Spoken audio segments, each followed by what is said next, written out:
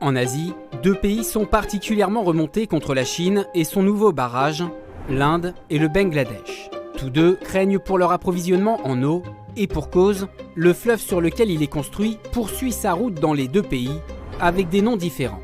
Là-bas, il constitue une source d'eau pour 130 millions d'habitants, mais aussi pour l'agriculture, très importante dans le nord-est de l'Inde.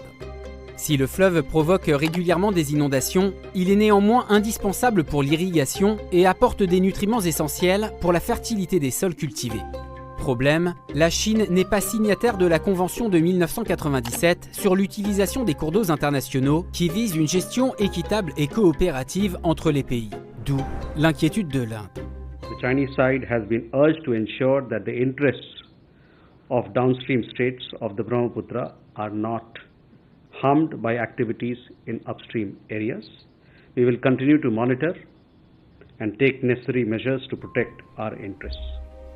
L'Inde voit d'un très mauvais œil ce barrage qui permettrait à la Chine de contrôler en amont le débit d'un fleuve crucial, voire de l'utiliser comme un moyen de pression en cas de sécheresse ou à l'inverse avec des inondations en cas de relâche excessif d'eau.